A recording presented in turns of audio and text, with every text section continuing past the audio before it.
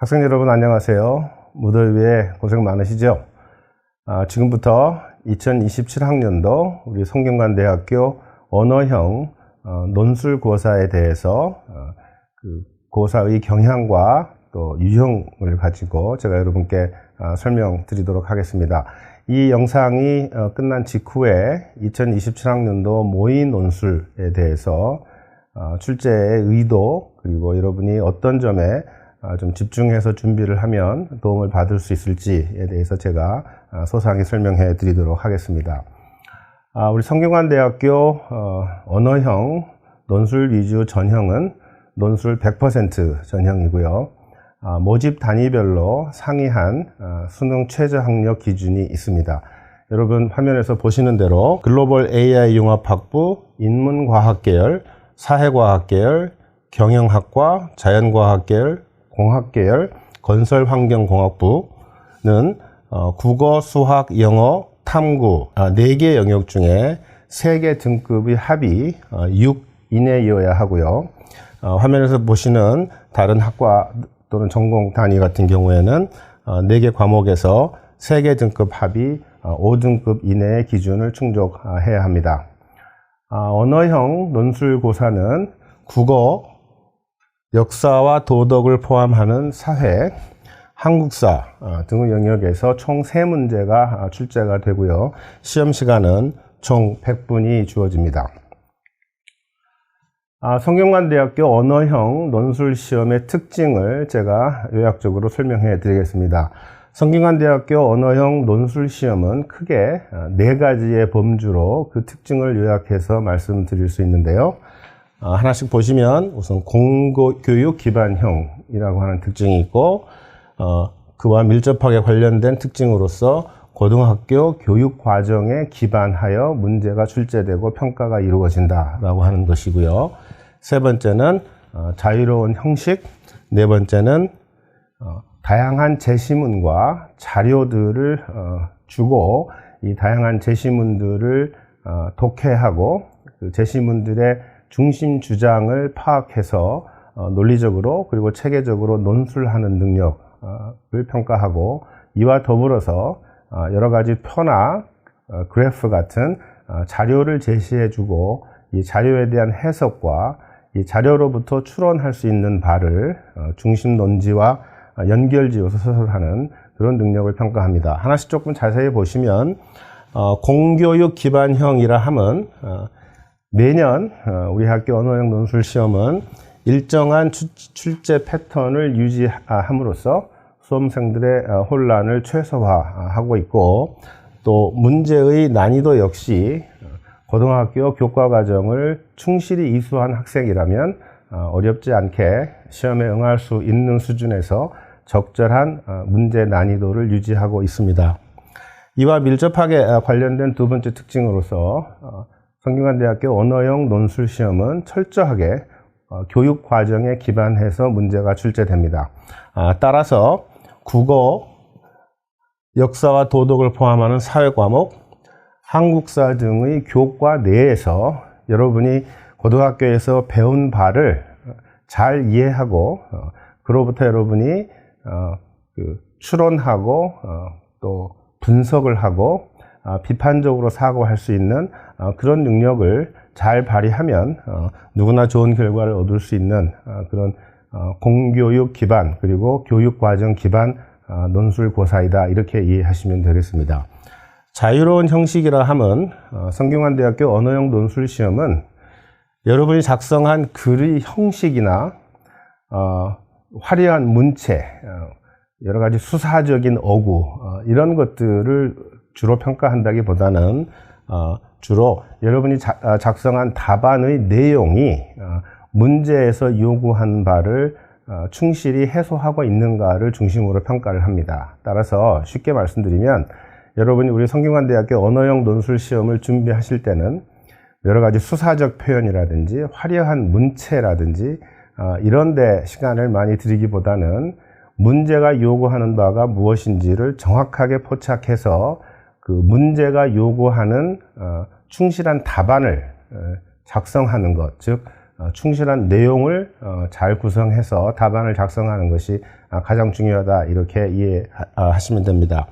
끝으로 제시문 그리고 자료에 대한 이해와 적용을 평가하는 특징이 있는데, 제가 앞에서 잠깐 말씀드린 대로 다양한 형태의 제시문을 주고 그 제시문을 여러분이 정확하게 독해해서 제시문으로부터 추론할 수 있는 메시지를 여러분이 잘 포착한 다음에 그 제시문들을 유기적으로 연결해서 논리적이고 체계적인 글을 쓰는 능력, 이것을 여러분 집중적으로 연습을 하셔야 될 테고, 다양한 도표라든지 또 그래프라든지 이런 자료들이 제시되고 그 자료에 대한 이해를 요구하는 문제가 출제되기 때문에 이런 자료에 대한 이해 능력, 분석 능력, 이런 것들도 고등학교 교과 과정 내에서 다루어지는 그 내용들을 중심으로, 그리고 교과 과정 수준에서 여러분이 잘 준비하시면 됩니다.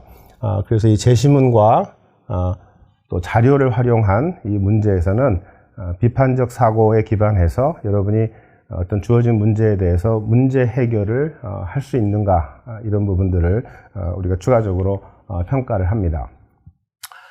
성균관대학교 언어형 논술 시험은 그 문제 유형을 우리가 분류를 해보면 크게 세 가지 유형으로 분류할 수 있습니다.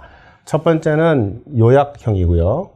두 번째는 평가 및 설명형, 세 번째는 논술 논증형입니다. 화면에 그 핵심 내용을 이렇게 적어 놨기 때문에 여러분 이렇게 쭉 읽어 보시면 금방 이해하실 수 있을 것 같은데요.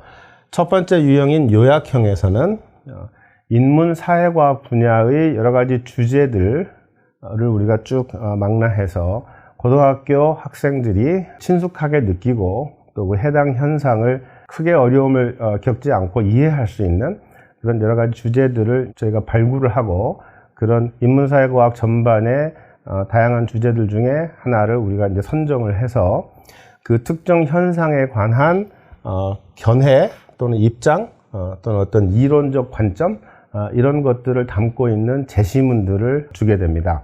그래서 여러분들은 이 문제 1에 특히 요약형 문제에 제시된 너댓 개의 그 제시문들을 여러분이 정확하게 독해를 해서 이 제시문들을 상반된 두 개의 입장으로 분류하는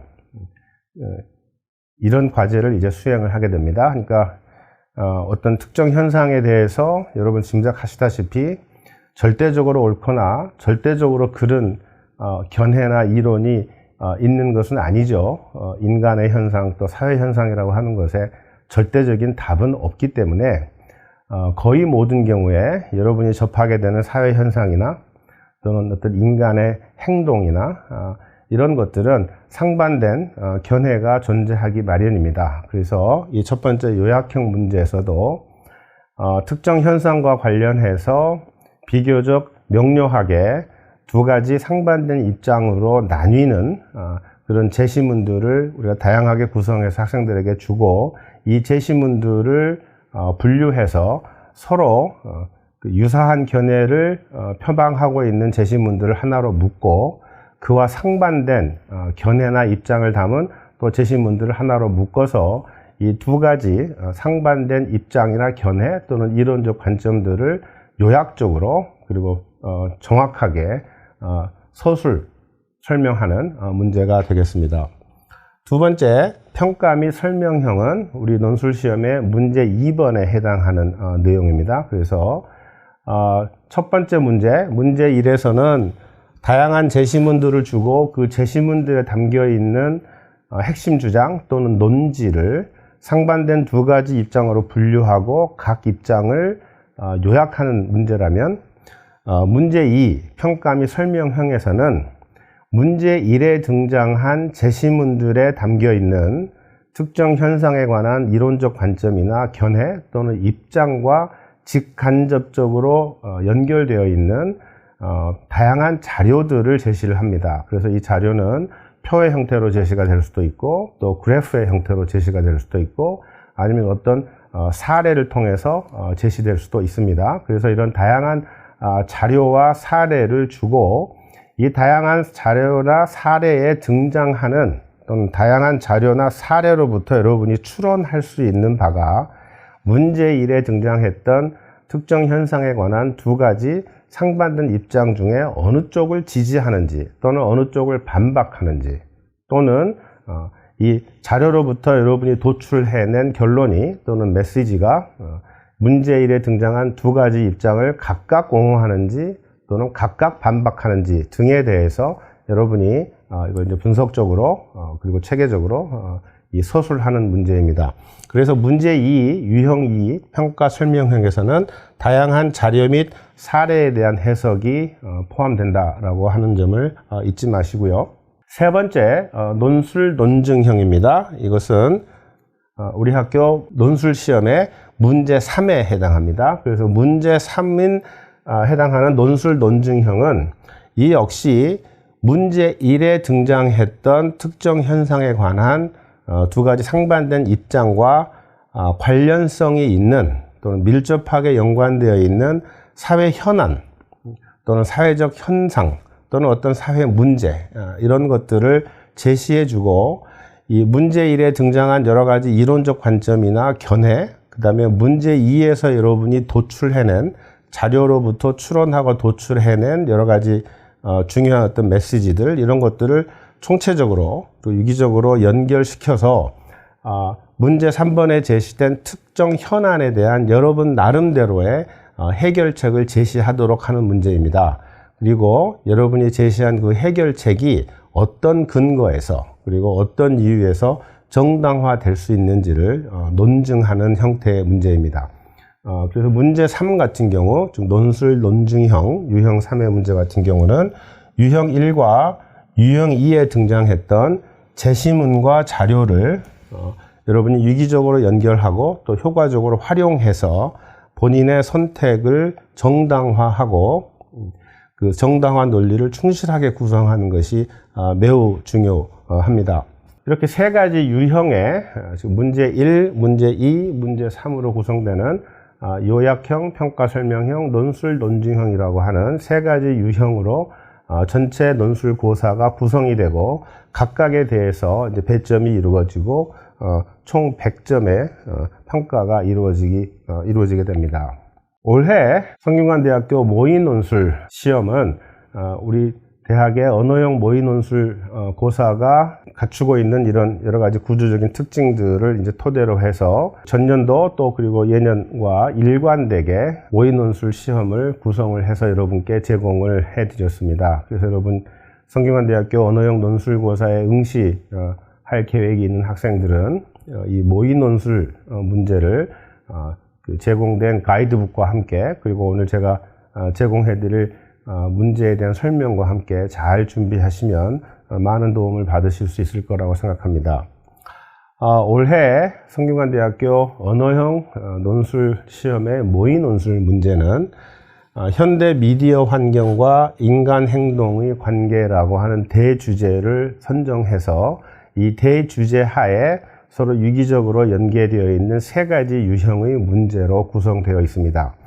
현대 미디어 환경과 인간 행동의 관계라고 하는 이 대주제는 여러분 고등학교 교육과정 내에서 많이 다루어진 내용이고, 다시 말씀드리지만 고등학교 교과과정을 충실히 이수한 학생이라면 친숙하게 느끼고 또 여러 가지 그런 생각들을 얹어서 여러분이 답안을 잘 작성해 볼 수 있는, 구성해 볼 수 있는 그런 주제라고 판단했습니다.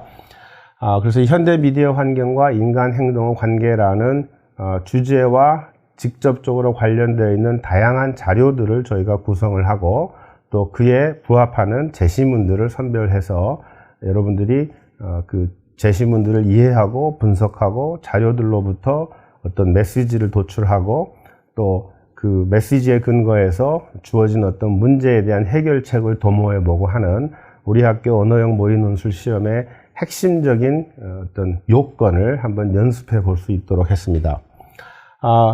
방금 말씀드린 대로 그래서 모의논술 시험의 유형 역시 문제 1의 요약형, 문제 2의 평가 및 설명형, 문제 3의 논술 논증형으로 모의논술 고사를 구성해서 우리 대학의 기존 언어형 논술고사의 틀과 또 구조를 그대로 일관되게 유지를 했고, 이 모의논술고사를 통해서 여러분이 내가 이 각 영역에서 어느 정도에 있는지를 한번 파악해 보시라는 의미에서 모의논술고사를 한번 여러분 치러 본 다음에 여러분이 작성한 답안을 놓고 여러분이 작성한 답안이 주어진 제시문들을 정확하게 이해해서 제대로 분류를 했는지, 이건 여러분 어느 정도의 문해력을 갖추고 있는지를 보는 그런 과제가 되겠죠.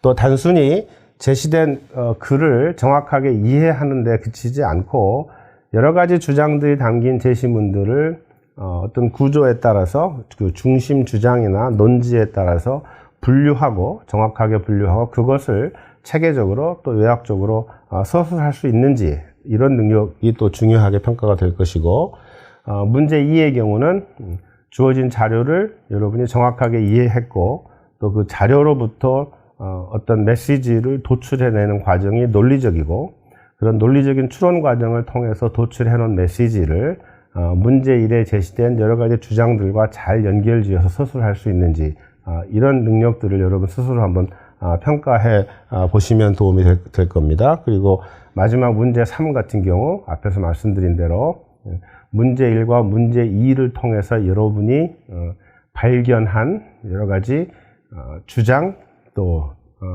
어떤 이론적 관점, 또 그런 주장이나 이론적 관점과 일관되거나 일관되지 않은 어떤 자료의 패턴, 이런 것들 여러분 총체적으로 이해를 해서 주어진 문제에 대해서 여러분 나름대로 해결책을 제시하고, 여러분이 제시하는 해결책이 논리적 근거를 갖추고 있는지, 그리고 그런 논리적 근거를 여러분이 체계적으로 잘 서술하고 있는지, 이런 부분들을 여러분 스스로 한번 평가를 해보시면 큰 도움이 되리라고 믿습니다.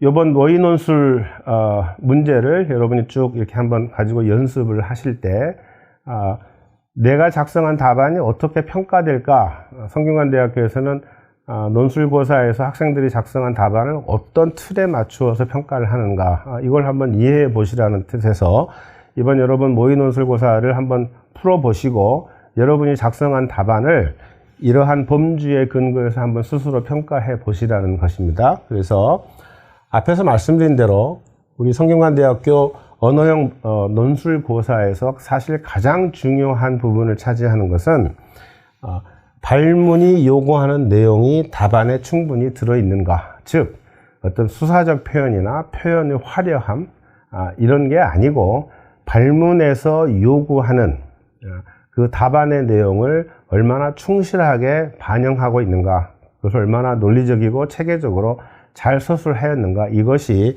전체 평가의 거의 절반이라고 봐도 무방합니다. 그래서 여러분 반드시 기억하실 것은 항상 여러분이 논술고사를 준비하는 과정에서 스스로 연습하고 훈련을 하실 때 내가 작성하는 답안이 발문의 요구에 부합하는가, 이 부분을 늘 주의 깊게 보셔야 합니다. 그 다음에 두 번째는 여러분이 작성한 답안이 논리적으로 잘 전개되었고 또 체계적으로 서술되었는가. 아무리 그 내용이 충실하고 또 풍부하다고 하더라도 그 내용들이 어떤 구조 없이 그냥 산발적으로 여러분이 작성한 글에 여기저기 등장하는 경우에는 그렇게 좋은 평가를 받기가 어렵겠죠. 그래서 발문이 요구하는 바에 충실한 답안의 내용을 작성하는 것에 더해서 여러분이 작성하는 답안에 이런 논리성, 체계성, 이런 부분들을 집중적으로 훈련하시면 도움이 됩니다. 나머지 한 30% 정도는 여러분이 작성한 답안이 표준 문법에 부합하고 또 어법에도 부합하고, 그래서 이것이 단순히 한 개인의 생각을 그냥 글로 표현한 것이 아니라 여러분이 작성한 답안이 실제로 어느 정도나 실제 세계에서 다른 사람들과 소통하고 생각을 공유하고 하는데 큰 무리 없이 이게 잘 활용될 수 있을까, 그런 답안을 작성할 수 있는가, 이런 부분도 중요하게 본다고 생각하시고, 표현 및 어법 준수, 이 부분도 여러분 중요하게 고려하시고, 나머지 15% 정도는 여러분이 작성한 답안에 드러나 있는 창의적 사고, 비판적 사고, 이런 부분들을 평가합니다. 실제 논술 실험에 학생들이 작성한 답안을 저희가 어떤 예시 삼아서 좀 봐도 그렇고, 또 그 본논술 시험, 모의 논술이 아닌 성균관대학교 언어형 본논술 시험을 치른 후에 채점을 해보면 학생들이 그 작성한 답안이 굉장히 다양하죠.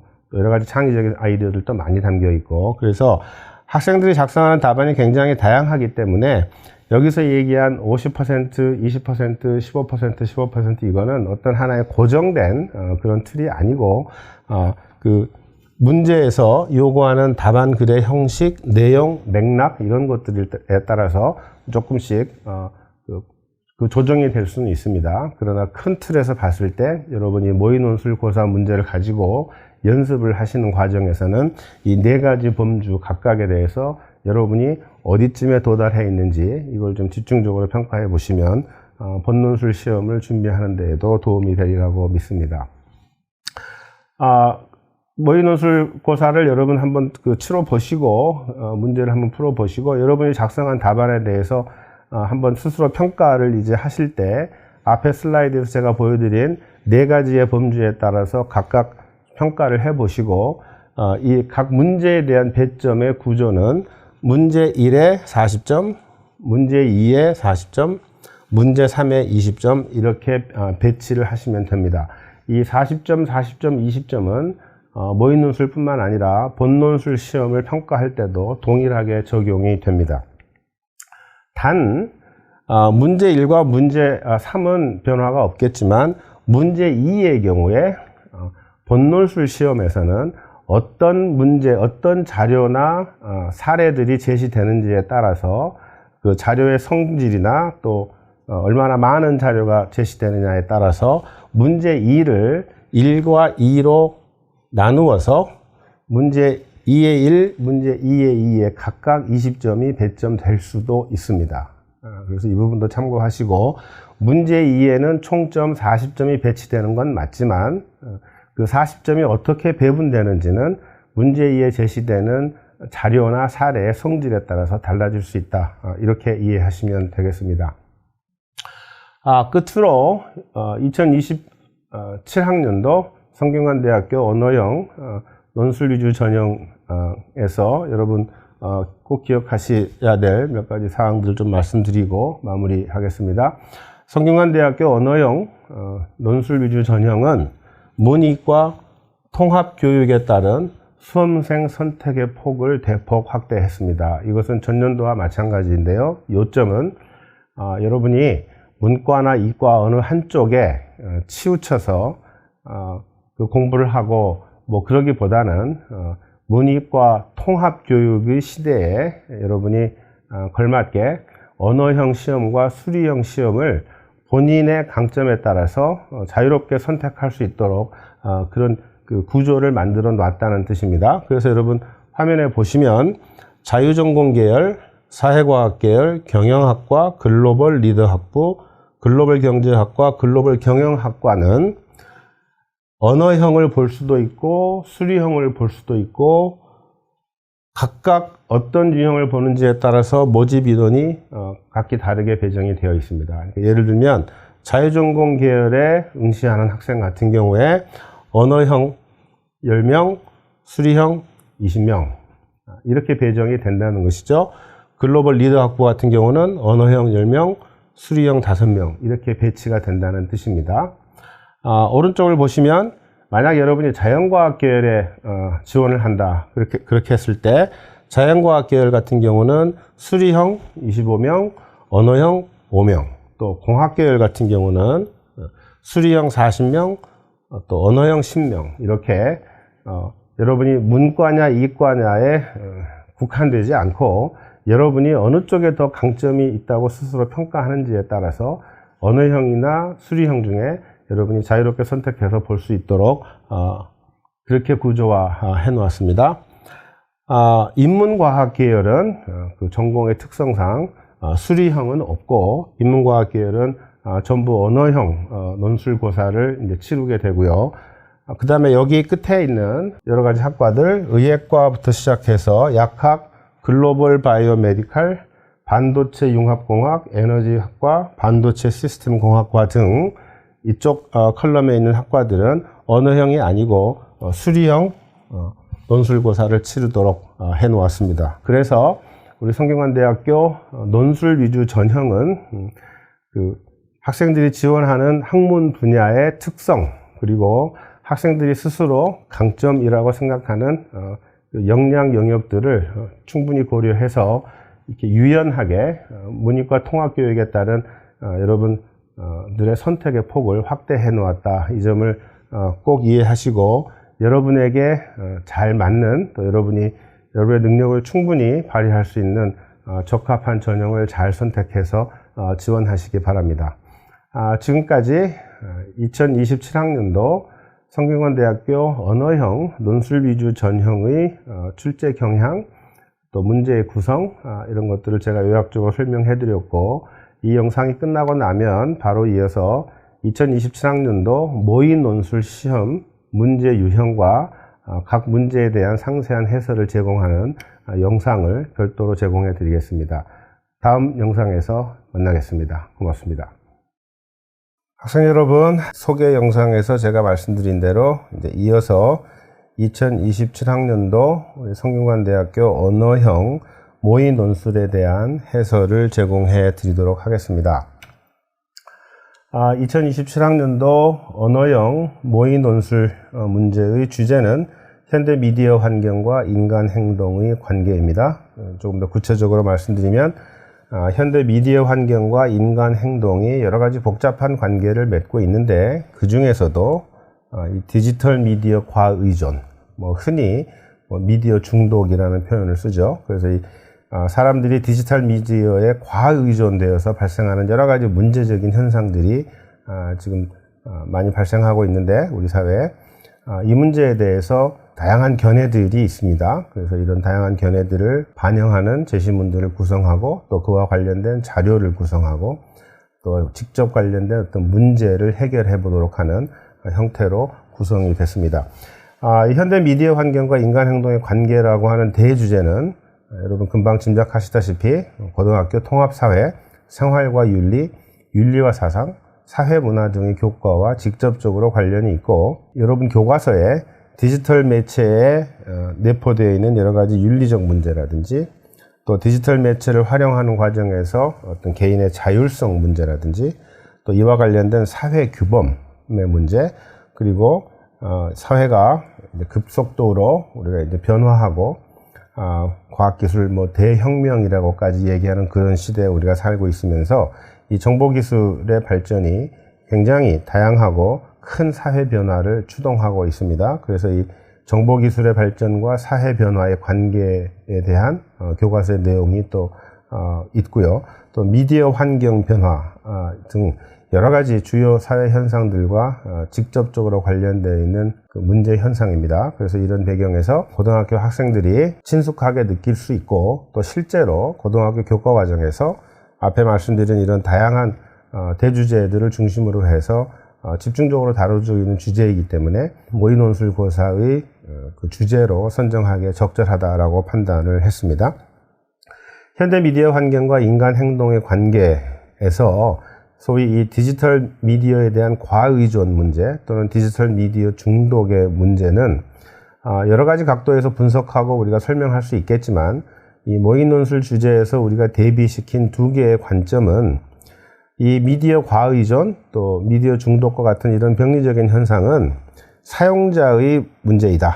즉, 이런 과의존이나 중독에 빠지는 것은 그건 개인의 책임이다. 개인이 통제력을 발휘하고 자기 조절을 잘 하고 자율적으로 건강한 미디어 활용 등을 실천하면 될 문제인데, 그러지 못해서 발생하는 현상이다. 이렇게 주장하는 관점이 있고, 이와는 상반되게 이 현대 미디어 환경에서 발생하는 이 디지털 미디어 과의존 문제는 개인에게만 책임을 돌릴 문제가 아니고, 결국은 이 사회가 책임져야 할 문제이고, 더 구체적으로는 이 사회 구조와 미디어 환경이 부적절하게 구성되어 있기 때문이므로, 이 디지털 미디어 과의존 문제를 해결하기 위해서는 공공이 책임을 지고 사회 구조, 그리고 미디어 환경을 구조화하려는 노력, 또 더 건강한 방향으로 재구성하려는 노력, 이런 것들이 필요하다. 이렇게 두 가지 관점으로 대비되는 제시문들을 저희가 구성을 했습니다. 이 대주제 하에 앞에 제가 우리 성균관대학교 언어형 논술고사의 전체적인 구조에서 설명을 해드린 대로 모의 논술 역시 세 가지 문제를 제시하고 있습니다. 그래서 문제 1, 앞에서 제가 말씀드린 요약형에서는 이와 같은 발문을 가지고 여러분들에게 이제 문제를 풀도록 요구하고 있는데요. 제시문 1부터 4는 문제 1에 제시된 네 가지 제시문은 현대 미디어 환경과 인간 행동에 관한 다양한 견해를 담고 있고, 이 제시문들을 상반된 두 입장으로 분류하고 각 입장을 요약하라 라고 하는 것이 문제 1입니다. 그리고 여기에는 40점이 배치됩니다. 그러면 여러분 문제 1을 풀 때 여러분이 어디에 주안점을 두고 연습하고 훈련을 할 것인가를 이해하는 게 중요하기 때문에 제가 그런 맥락에서 구체적인 내용들을 쭉 설명해 드리겠습니다. 앞에서 제가 말씀드릴 때 성균관대학교 언어형 논술고사에서 가장 중요한 부분은 학생들이 작성한 답안이 발문이 요구하는 바를 충실히 해결하고 있는가를 평가한다라고 했죠. 그래서 문제 1의 경우에도 여러분들이 발문에서 요구하는 대로 문제 1에 제시된 네 가지의 제시문을 상반된 두 입장으로 정확하게 분류하고 제대로 분류를 하고 각 입장의 논지를 통합적으로 요약해서 잘 글을 쓰고 있는가, 이게 가장 중요한 그 부분이겠죠. 그래서 문제 1에서 좋은 답안 작성의 포인트는 이 제시된 네 가지의 글들이 각 제시문이 이 디지털 미디어 과의존 문제의 원인을 어디에서 찾고 있는지 이걸 먼저 포착을 해야 합니다. 이걸 정확하게 이해해야 되겠죠. 그러려면 여러분 문해력이 필요하다. 이거 금방 짐작하실 수 있죠. 그리고 이와 더불어서 각 제시문은 이 문제를 어떻게 해결할 것인가, 어떤 방식으로 이 문제를 해결할 수 있다고 주장하고 있는가를 포착해야 됩니다. 그래서 이 디지털 과의존 문제의 원인에 대한 생각과 이 문제를 어떻게 해결할 것인가에 관한 주장들을 중심으로 각 입장에 속한 제시문들을 유기적으로 연결해서 요약문을 잘 작성하면 좋은 평가를 받을 수 있습니다. 조금 더 구체적으로 설명을 해드리면, 여러분 모의논술고사의 문제 1에 등장하는 네 가지 제시문은 디지털 미디어 과의존 문제의 원인과 문제 해결의 방향 또는 문제 해결 방법과 관련해서 상반된 두 가지 입장으로 분류가 됩니다. 그래서 여러분이 보시는 제시문 1과 4가 하나의 관점을 공유하고 제시문 2와 3이 또 다른 관점을 공유하는 제시문들입니다. 그래서 여러분 쭉 보시면 어렵지 않게 파악하실 수 있었으리라 짐작하는데요. 제시문 1과 4는 현대 미디어 환경에서 나타나는 여러 가지 인간 행동은 결국 개인의 선택, 그 다음에 개인이 통제력을 얼마나 잘 실행할 수 있느냐, 자기 조절과 자기 통제를 얼마나 잘 할 수 있느냐 하는 것이 핵심이다 라고 하는 논지를 공유하고 있습니다. 그래서 이런 관점에서 보면 소셜미디어에 대한 과도한 몰입과 중독적 사용은 결국 인간이 어떻게 자신의 욕망을 잘 조절하고 통제하고 실천적으로 이걸 잘 관리하느냐, 이 관점에서 우리가 이해해야 한다라는 주장들을 담고 있습니다.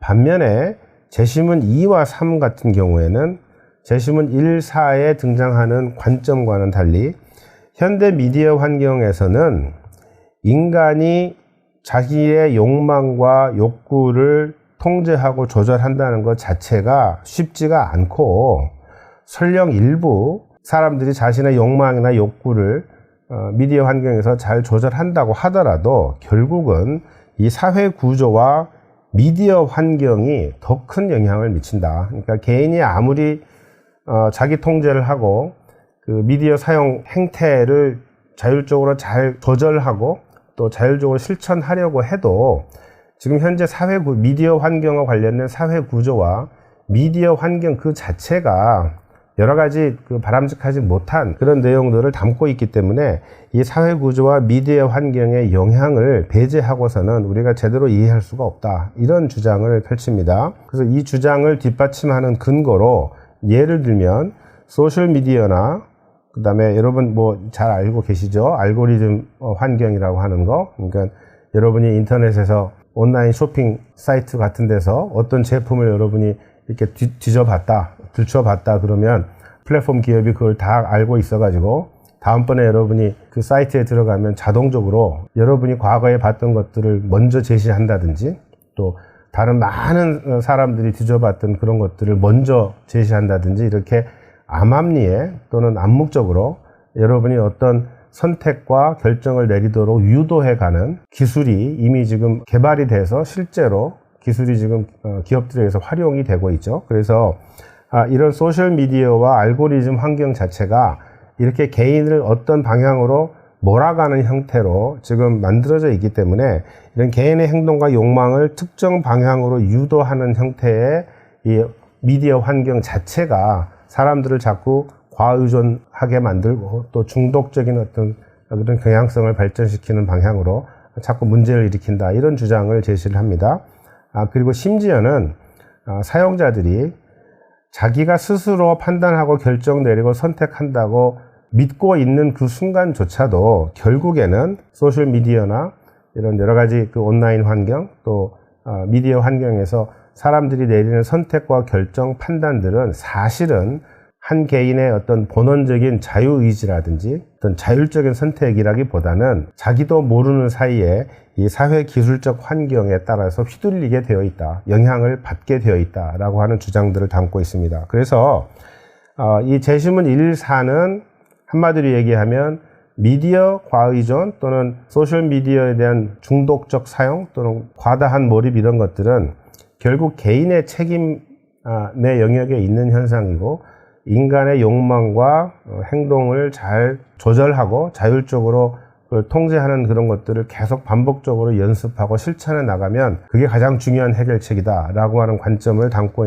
있고, 제시문 2와 3은 개인의 책임이나 개인의 통제보다는 이 사회 구조나 미디어 환경 자체의 문제점을 더 강하게 부각시켜서 주장한다는 점에서 이 둘은 상반된 입장을 담고 있다라고 우리가 요약적으로 파악할 수 있습니다. 여러분이 모의논술고사를 이렇게 쭉 이제 치러 보셨을 텐데 여러분 시험을 치르면서 느끼셨을 것 같은데요. 이 제시문 1과 4의 구체적인 내용을 쭉 들여다보면 제가 앞에서 요약적으로 말씀드린 내용들이 각 제시문에 이렇게 명료하게 담겨 있습니다. 그래서 제시문 1 같은 경우에 사람들이 소셜 네트워크나 웹사이트 확인과 같은 이런 디지털 유혹에 유독 취약한 것은 이런 소셜 네트워크나 또 플랫폼 기업들 또 웹사이트 뭐 이런 데들이 우리의 그 뇌가 가지고 있는 보상 체계를 아주 즉각적으로 자극하면서도 또 언제든지 우리가 쉽게 접근할 수 있도록 환경 자체가 그렇게 구조화되어 있기 때문이다. 그런데 문제는 환경이 아무리 그렇게 구조화되어 있다고 하더라도 우리가 이 의지력이라고 하는 자원을 우리가 잘 활용하면, 개인의 통제력을 잘 발휘하고 자기 조절을 잘 하면 크게 문제될 게 없다. 오히려 그렇게 해야 문제가 해결된다라고 하는 그런 관점을 담고 있죠. 그래서 그 두 번째 단락에서 보시는 것처럼 소셜미디어 과의존을 비롯한 현대사회의 다양한 중독적 형태는 개인이 보유한 한정된 의지력을 어떻게 배분하고 관리할 것인가의 문제로 귀결되고, 자신의 의지력의 잔량을 파악해서 불필요한 욕망에 에너지를 낭비하지 않으며 전두엽의 통제를 체계적으로 훈련하는 자기 절제의 기술이 절대적으로 필요하다, 이런 주장을 담고 있습니다. 이 두 가지 핵심 주장을 토대로 해서 우리가 어떤 요약된 메시지를 도출한다 해보면 결국 제시문 1의 논지는 문제적 미디어 사용의 원인은 인간의 의지력 자체가 유한하고 이건 무한하지가 않고, 그렇기 때문에 어떤 형태로든 우리가 그것을 잘 배분하고 잘 관리하고 잘 조절하고 통제하고 해야 한다.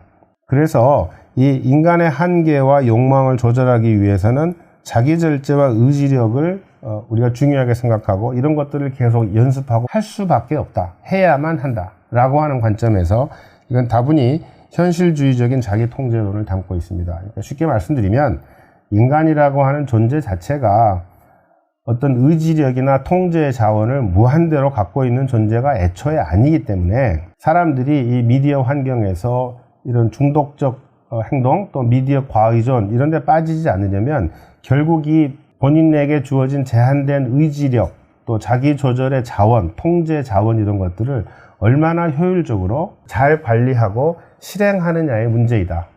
이건 결국 개인이 통제를 잘하고 자기 조절을 잘하고 반복적으로 그런 통제와 자율적 실천을 연습하고 해야 한다라고 하는 그런 주장으로 귀결되죠. 재심은 4는 재심은 1에서는 인간이 지니고 있는 통제력과 의지력의 유한성, 누구나 다 이건 제한되어 있기 때문에 잘 써야 한다라고 하는 그런 현실주의적 또는 현실주의적 통제론을 펼치고 있다면 재심은 4는 그 전체 주제에 대한 입장은 재심은 1과 동일하지만 그 세부 내용에서 미묘한 차이를 보입니다. 재심은 4는 칸트를 인용하면서 인간은 본질적으로 자신의 행위를 스스로 결정하고 그 결과에 책임을 질 수 있는 자율적인 주체이다. 그런데 우리가 미디어 과의존 문제 또 중독적 미디어 사용 이런 문제를 이게 환경이 잘못되어 있다. 미디어 환경 자체가 사람들을 중독에 빠지도록 만든다. 사회 구조가 그렇게 만들어져 있다. 자꾸 이렇게 생각을 하면 이 인간이 본원적으로 보유하고 있는 자결성, 자율성 이런 것들을 우리가 무시하는 결과를 낳게 된다. 과소평가하는 문제가 발생한다. 그래서 인간은 스스로 도덕 법칙을 세우고 그에 따라 행동할 수 있는 자율적 의지를 지닌 존재이고 이렇게 하도록 우리가 연습하고 훈련하고 스스로를 성찰하고 해야 하기 때문에 이 미디어 환경에서 발생하는 소셜미디어라든지 디지털 중독 문제의 원인을 전적으로 어떤 플랫폼 기업들의 불순한 의도라든지 미디어 환경 자체가 잘못 구성되어 있다든지 어떤 교묘한 알고리즘 같은 것들로 사람들을 유혹하고 호도한다든지 이렇게 보아서는 인간을 환경에 종속된 수동적 피해자로 축소시키는 편협한 생각이다. 이런 주장을 펼치죠. 그러니까 재심은 4에 등장하는 이 핵심 주장들을 요약하면 어떤 작은 결론에 도달할 수 있냐면 결국 문제적 미디어 사용의 궁극적인 해결 방안은 사용자가 자율적으로 자기 조절과 자기 통제를 연습하고 훈련하고 실천해서 건강한 미디어 사용 또는 건강한 미디어 활용 행태를 습관화해야 한다. 그것을 자율적으로 해야 한다라고 하는 입장이고 이런 주장을 뒷받침하는 논거로 미디어 환경이 아무리 잘못되어 있다고 하더라도 그 잘못된 미디어 환경에 똑같이 노출되어 있는 사람들이 어떤 사람은 중독으로 빠지고 어떤 사람은 여전히 건전하게 미디어를 활용하고 있다. 이런 걸 생각해 보면 결국 이것은 환경의 문제라기보다는 개인의 책임 영역이다. 이렇게 주장하고 있는 것이죠. 그래서 재심은 1과 4는 이 미디어 과의존 문제를 개인의 통제와 책임 영역에서 이해한다는 점에서는 같은 입장으로 우리가 묶을 수 있지만 개인의 통제와 책임 영역으로 두어야 하는 이유 그리고 이 문제를 어떻게 해결할 것인가에 관한 생각에서는 미묘한 차이점을 보입니다. 그래서 여러분이 나중에 답안을 작성할 때 이 재심은 1과 4를 단순히 하나의 입장으로 정확하게 묶는 것에 그치면 안 되고 이 재심은 1과 4가 어떤 점에서 어떤 관점을 공유하고 있는지 또 그럼에도 불구하고 같은 관점 내에서도 또는 같은 입장 내에서도 재심은 1과 4는 구체적으로 어떤 점에서 미묘한 차이점을 드러내고 있는지 이것을 여러분 답안에 잘 드러내는 것이 매우 중요합니다. 이와 동일한 맥락에서 재심은 2와 4도 마찬가지입니다. 재심은 2와 3은 이 1과 4가 개인의 책임과 통제 영역에서 미디어 과의존 문제를 이해하고 해결책을 제시하는 것과는 달리 재심은 2와 3은 미디어 환경 또 사회 구조적인 측면에서 이것이 자꾸 사람들을 미디어 과의존으로 빠져들게 만든다라고 하는 주장을 펼치고 있죠. 그래서 재심은 2에서는 사람들이 반복적인 사회화 과정을 통해서 어떤 특정 사회 규범을 내면화하게 되어 있고 결국 미디어 환경에서 자기 스스로 뭔가를 선택하고 결정을 한다고 인식하고는 있지만 사실은 미디어 환경에서 사람들이 내리는 결정이나 선택은 결국은 이 사회 규범을 통해서 내면화된 여러 가지 행태들이 드러나는 것에 불과하다. 이 현대 사회에서 나타나는 소비와 욕망은 따라서 개인의 자율적 선택이라기보다는 미디어와 사회적 관계 속에서 구성된 어떤 욕망이 개인을 지배하는 결과라고 봐야 한다. 그러니까 우리가 스스로는 내가 자율적인 주체로서 어떤 선택과 결정을 내린다라고 믿고 싶지만 또 그렇게 믿고 있지만 사실은 이 미디어 환경 내에서 현대 미디어 환경 내에서 우리는 알게 모르게 또는 암암리에 타인들이 만들어 놓은 어떤 기준이나 또 플랫폼 기업들이 만들어 놓은 아주 교묘한 어떤 그런 알고리즘의 영향을 받아서 결국은 그런 지배를 당하는 그런 결과에 불과한 거다. 우리가 내리는 결정은 자율적이고 주체적인 게 아니라 이 환경의 지배를 받아서 나타나는 결과이다 라고 하는 주장이죠. 따라서 이 미디어 환경이라고 하는 것, 현대 미디어 환경이라고 하는 것은 이건 개인의 사적 선택에만 맡길 수 있는 문제가 아니고 이 사람들의 욕망과 행동이 왜곡된 사회적 압력에 의해서 짓눌리지 않도록 공공의 책임 아래서 미디어 환경을 설계하고 잘 관리하는 것이 필수적이다. 이런 주장을 펼칩니다. 그래서 이 제시문 2에 등장하는 논지를 정리하면 결론적으로 이렇게 요약이 가능하겠죠. 그래서 제시문 2 같은 경우는 미디어 사용 문제의 해결 방안은 공공의 책임을 통한 미디어 환경의 설계와 관리가 핵심이다. 미디어 환경을 단순한 사적 선택으로 방치해서는 안 된다. 개인의 책임과 선택의 문제로 우리가 돌려서는 안 된다. 이런 작은 결론에 도달할 수 있겠죠. 제시문 3의 경우도 제시문 2와 마찬가지로 이 미디어 과의존 문제는 개인의 선택이나 통제, 책임 영역에서 우리가 이해할 수 있는 문제가 아니고 결국 환경을 봐야 한다. 미디어 환경 자체가 삐뚤어져 있다라고 하는 걸 우리가 인식해야 된다는 점에서 제시문 2와 관점을 공유합니다. 그런데 그 구체적인 주장을 보면 다소 미묘한 차이를 여러분 발견할 수가 있습니다. 그래서 제시문 3에서는 우리가 매일 마주하는 소셜미디어는 절대 중립적인 매개체가 아니라 사용자의 시선과 시간을 최대한 오래 붙잡아 두기 위해서 정교하게 설계된 개인화된 미디어이다. 그러니까 미디어 환경 자체가 사람들을 중독적 사용 또는 과의존 쪽으로 몰아가도록 설계가 되어 있는 것이다. 이 플랫폼 기업들은 이용자가 자기의 선택에 따라서 스스로 그 미디어에 또는 소셜미디어에 머물고 있는 것처럼 느끼도록 착각하게 만드는 것일 뿐이고 실제로는 그렇게 할 수밖에 없도록 환경을 만들어 놓은 것이다. 그래서 이렇게 미디어 환경이 삐뚤어져 있고 사람들을 자꾸 유혹하고 중독으로 빠져들게 만드는 형태로 구조화되어 있기 때문에 이것은 한 사람의 의지가 단독으로 맞서서 이 문제를 고치기에는 너무나 힘들다. 이건 어떠한 개인이 맞서서 자기의 의지력이나 통제력만 가지고 이걸 극복할 수 있는 문제가 애초부터 아니다 라고 하는 관점을 제시하고 있습니다. 그래서 제시문 3에 등장하는 주장들의 논지를 토대로 우리가 어떤 결론을 내릴 수 있을까요?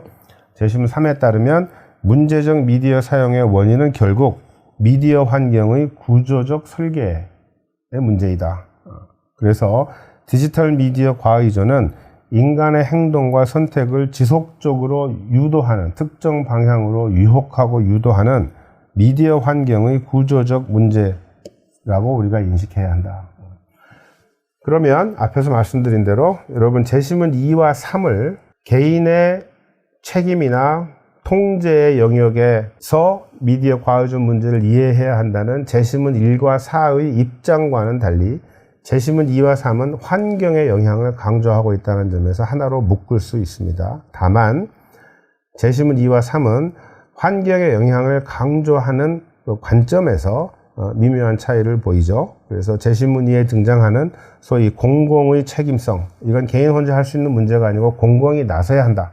공공이 나서서 미디어 환경을 설계하고 잘 관리해야 한다라고 하는 관점이 두드러진 반면에 제시문 3 같은 경우에는 미디어 환경을 구조적으로 개편하고 개선하고 개혁해야 한다. 직접적인 원인은 결국 이 플랫폼 기업들이 교묘한 의도, 또 알고리즘의 영향, 이런 것들이 문제의 핵심이기 때문에 이런 것들을 제거하는 것이 중요하다. 이런 주장을 펼치고 있죠. 그래서 재심문 2와 3은 하나의 입장으로 묶이긴 하지만 핵심적인 주장에서는 미묘한 차이를 보입니다. 그래서 문제 1에 여러분이 좋은 답안을 작성하려면 앞에 말씀드린 대로 우선 이 4개의 재심문을 재심문 1과 4, 그 다음에 재심문 2와 3으로 정확히 분류할 수 있어야겠죠. 그 각 입장에 따라서. 그 다음에 그 각 입장에 따라 분류된 그 재심문들을 단순히 기계적으로 통합해서 나열하는 데 그치면 좋은 평가를 받기 어렵고, 제가 앞에서 쭉 설명드린 대로 재심문 1과 4는 같은 입장에 속해 있지만 각각의 논지는 또는 핵심적인 주장은 이러이러한 점에서 다소 차이가 있다. 그리고 이 재심문 1과 4에 등장한 주장들을 통합적으로 이해하면 재심문 1과 4로부터 우리가 도출할 수 있는 작은 결론은 이러이러하다.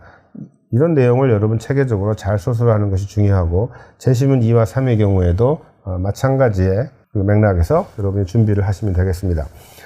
그래서 요약적으로 문제 1에 대해서 여러분이 무엇을 핵심적으로 준비해야 되느냐, 가장 중요하게 생각하고 준비해야 하느냐. 우선 여러분 기본적인 독해 능력을 갖추는 것, 이건 필수적입니다. 그래서 여러분 좋은 글들을 많이 읽으시고 교과서 또 고등학교 학생 수준에 맞는 여러 가지 읽을 거리들이 이제 넘쳐나는 환경이기 때문에 논술 시험을 준비하는데 도움이 된다라고 선생님들이 추천하시고, 또 우리 대학의 과거 논술고사 문제, 기출문제들에 등장하는 재심문들, 이런 걸 쭉 활용해서 연습을 하시면 기본적인 독해 능력을 갖추는데 여러분 큰 도움을 받을 수 있을 것이라 생각합니다. 그래서 이 기본적인 독해 능력을 갖추는 건 필수라고 우리가 전제하고, 각 재심문의 입장 및 논지에 대한 정확한 이해가 있어야 할 것이고, 이런 정확한 이해를 바탕으로 동일한 입장의 재심문들을 하나의 통합된 글로 요약하는 것이 중요합니다. 단, 앞에 제가 반복적으로 강조한 대로 재심문 각각의 내용을 아무리 잘 요약했다고 하더라도 이를 종합해서 상반된 두 입장을 논리적으로 정리하지 못하면 좋은 점수를 받을 수가 없습니다. 쉽게 말씀드리면 재심문을 잘 분류하고 각각을 잘 요약했더라도 재심문에 등장하는 핵심적인 주장들을 논리적으로 잘 연결해서 통합적인 글을 쓰지 못하면, 체계적이고 통합적인 글을 쓰지 못하면 좋은 평가를 받기가 어렵겠죠. 그리고 논지 정리 과정에서 같은 입장으로 분류된 재심문 사이의 논점 차이까지 여러분이 포착해서 답안을 작성한다면 우수한 답안으로 평가받을 수 있습니다. 문제 1의 채점 등급은 A부터 F까지로 지금 배치되어 있고, 각 등급에 해당하는 소위 요구사항은 여러분 화면에서 보시는 바와 같습니다. A 등급의 답안이다 라고 하려면 어떤 답안이냐면, 우선 재심문들을 정확하게 이해해서 올바르게 분류할 수 있어야 되겠죠. 두 가지 상반된 입장으로. 그 다음에 각 입장에 속하는 재심문들의 차이점까지 고려하면서 논지를 잘 분석해서 기술한 답안. 이러면 좋은 평가를 받을 수 있습니다. 나머지 B부터 F에 해당하는 등급에서 각 등급의 평가 또는 판단 기준은 여러분 화면에서 보시는 바와 같습니다. 그래서 이 내용을 잘 읽어보시고 문제 2를 여러 차례 한번 연습해 보시기 바랍니다. 문제 2는 첫 번째 영상에서 제가 평가 및 설명형이라고 소개했던 문제에 해당합니다. 그래서 문제 2는 앞에서 말씀드린 대로 문제 1에 등장한 특정 현상에 관한 상반된 두 가지 입장과 직간접적으로 관련되어 있는 다양한 자료를 주고, 이 자료로부터 여러분이 어떤 내용을 추론해내서 여러분이 그 추론한 바와 문제 1에 등장한 현대 미디어 환경에서 발생하는 미디어 과의존 문제에 관한 두 가지 상반된 관점 또는 어떤 견해를 연결시켜서 문제에서 요구하는 답을 작성하는 것입니다. 그래서 문제를 한번 먼저 쭉 보시면, A국, 가상의 국가입니다. A국의 소셜미디어 이용자 1000명을 대상으로 실태조사를 했다고 칩시다. 그래서 이 실태조사를 결과를 쭉 분석을 해서 이 조사에 참여한 이용자들을 심리, 사회적 또는 사회관계적 특성에 따라서 집단으로 분류를 했습니다. 그래서 A집단, B집단, C집단, D집단으로 1000명의 응답을 분류를 했고 그 분류한 결과가 자료 1에 제시되어 있고 그 다음 자료 2에는 알고리즘, 여러분 뭐 알고 계신 거죠? 알고리즘을 개인화한다라고 하면 무슨 말인가요? 아까 제가 앞에 잠깐 말씀드린 대로 그 플랫폼 기업들이 여러분이 어떤 방향으로 계속적으로 정보를 탐색하고 또 어떤 대안들을 찾고 상품을 탐색하고 하는 방향으로 이렇게 쭉 이끌려 가도록 여러분에게 특정 방향으로 그 알고리즘을 제작해 가지고 그 알고리즘이 작동하고 있는 거죠. 그러니까 사실은 알게 모르게 이 플랫폼 기업들이 이 알고리즘을 통해서 여러분이 소셜 미디어에 또는 어떤 특정 웹사이트에 지속적으로 아주 오랫동안 계속 남아서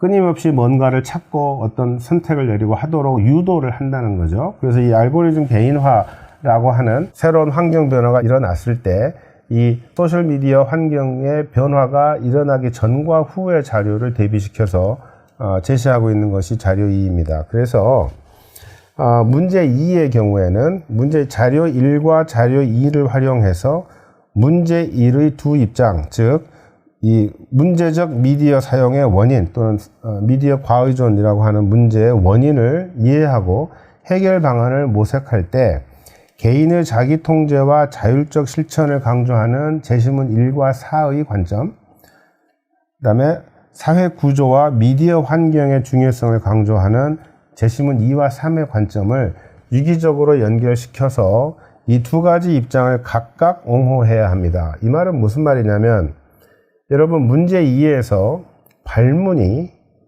각각 옹호하시오 라고 했다면 여러분 금방 뭐를 짐작할 수 있을까요?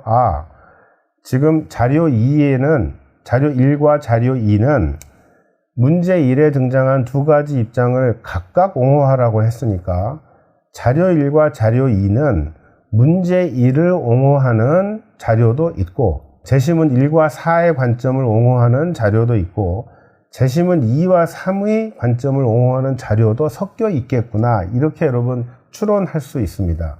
만약 반대로 각각 비판하시오 또는 반박하시오 이렇게 되어 있다면 어떻게 될까요? 그런 경우에도 자료에 등장하는 여러 가지 그 메시지들이 결국 문제 1의 제시문들에서 여러분이 파악한 두 가지 상반된 입장을 비판할 수 있는 근거를 다 담고 있구나 이렇게 여러분 추론하면 크게 틀리지 않습니다. 그렇죠? 그러니까 지금 이 모의노술 같은 경우에 개인의 자기 통제와 자율적 실천을 강조하는 입장이 등장했고 문제 1에서 사회 구조 및 미디어 환경의 중요성을 강조하는 입장이 등장했죠. 그러면 자료 1과 자료 2를 가지고 이 두 가지 입장을 각각 옹호하라고 했으므로 자료 1과 자료 2에서 제시문 1과 4의 입장을 지지하는 데이터는 무엇이고 제시문 2와 3에 등장한 입장과 일관된 데이터는 무엇인지를 파악하는 것이 우선이겠죠. 여러분 그렇게 이해하고 준비를 하시면 됩니다.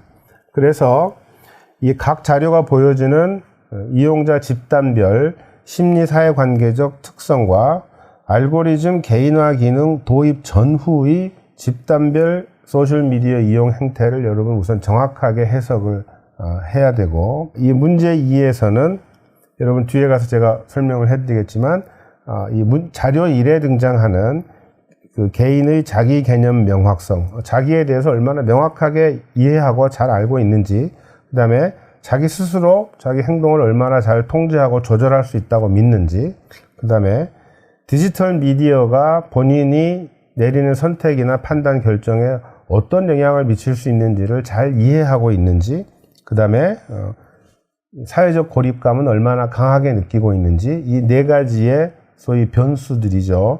이 네 가지의 변수들이 소셜미디어 과의존 및 알고리즘 의존도와 어떤 관련성을 보이는지를 먼저 해석해야 합니다. 이건 자료의 해석이죠.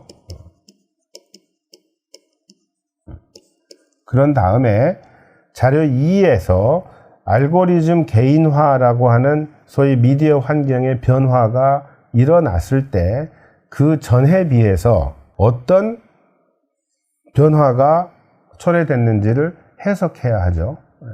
이것도 자료 해석입니다. 그러면 먼저 문제 2에서는 자료 1과 자료 2 각각을 정확하게 해석하는 것이 우선 중요하고, 이러한 정확한 해석을 바탕으로 자료 1로부터 그리고 자료 2로부터 여러분이 추론해낸 바를 발문의 요구에 맞게 문제 1에 등장한 두 가지 입장과 연결시켜서 답안을 작성하는 것이 핵심입니다. 좀 구체적으로 자료를 제가 조금 설명을 해드리겠습니다. 뭐 그렇게 어려운 자료는 아니기 때문에 이 모의 논술을 한번 풀어본 학생들은 어렵지 않게 이해했으리라고 짐작은 합니다만, 제가 조금 구체적으로 설명을 해드리겠습니다. 자료 1은 아까 앞에 말씀드린 1000명의 그 조사를 통해서 분석된 4가지 집단별 점수들을 쭉 제시하고 있습니다. 그래서 자기개념 명확성 점수, 아까 설명드린 대로 자기조절 역량 점수, 디지털 미디어 영향 이해도 점수, 사회적 고립감 점수, 이렇게 나열이 되어 있습니다. 그리고 각각의 이 지수들이 어떤 의미를 담고 있는지는 각 주의 내용을 여러분 읽어보시면 어렵지 않게 파악하실 수 있으리라고 짐작합니다. 자료 1에서 여러분 금방 눈에 띄는 게 한 가지가 있습니다. 하나는 A 집단과 D 집단의 차이입니다.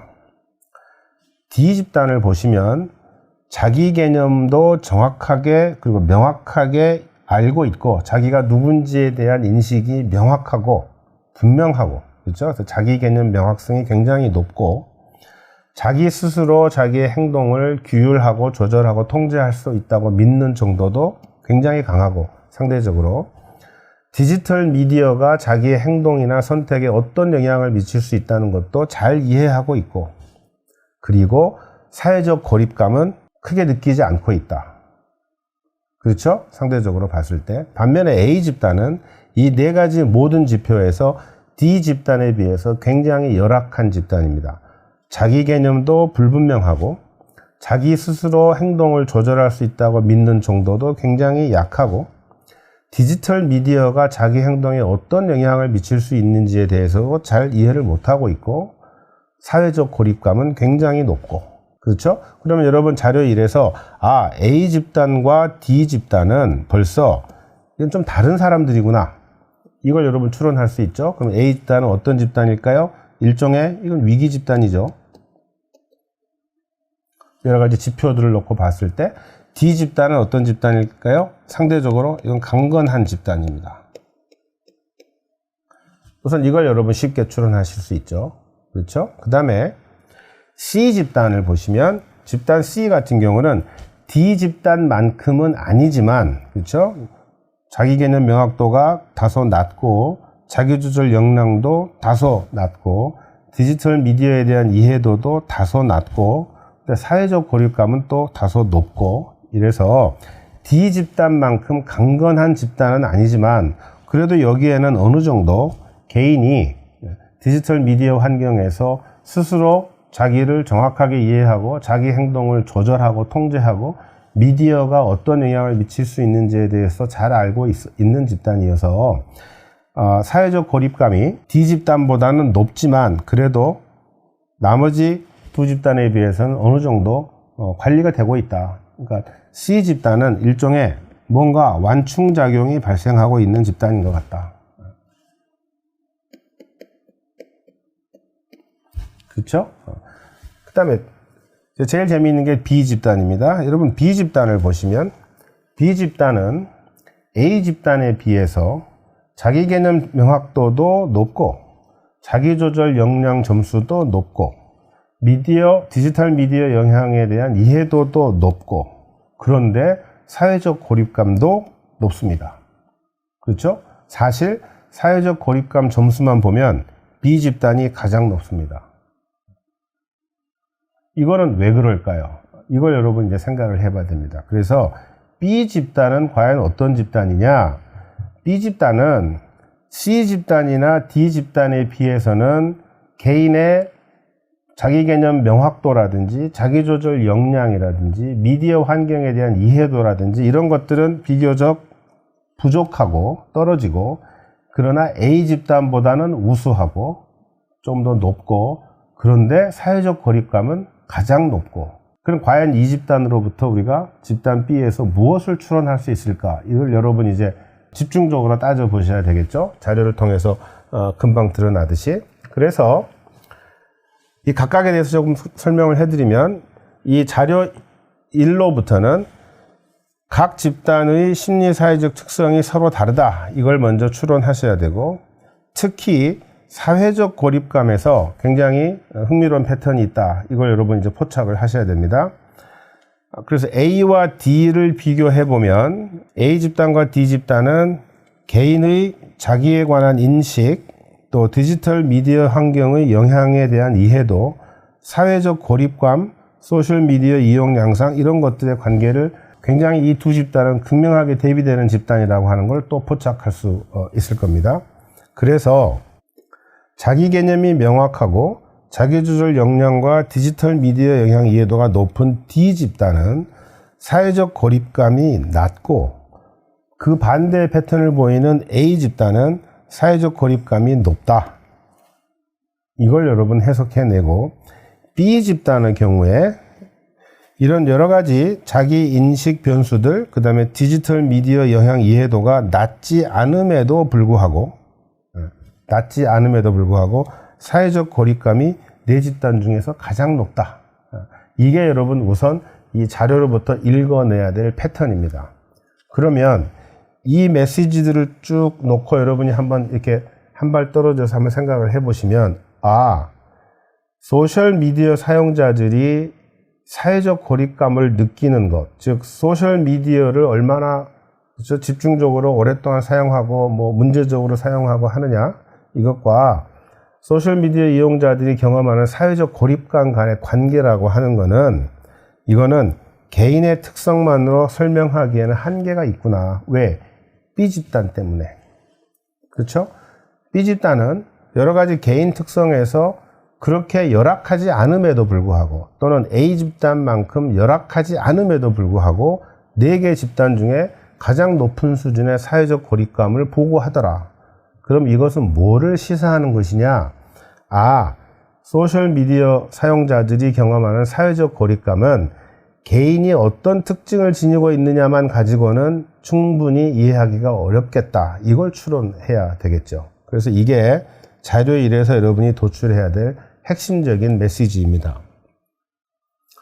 자료 2를 보시면, 자료 2는 아까 앞에 설명드린 알고리즘 개인화 기능이라고 하는 소위 미디어 환경의 변화가 발생했다라고 가정합시다. 그럼 알고리즘 개인화 기능은 아까 말씀드린 대로 플랫폼 이용자들의 행동 자료, 뭐를 얼마나 자주 클릭하는지, 얼마나 오래 머물러 있는지, 그죠? 특정 페이지에 이런 것들을, 그죠? 알고리즘이 이제 학습을 해가지고 그 개인별로 컨텐츠를 자동적으로 추천해주는 기능을 말합니다. 여러분 익숙하리라고 생각하는데요. 그래서 이 플랫폼 기업들이 이 알고리즘 개인화 기능을 활용해가지고 사용자가 특정 페이지에 더 오래 체류하도록, 그렇죠? 또 특정 방향으로 계속 탐색을 지속하도록 유도하는 것입니다.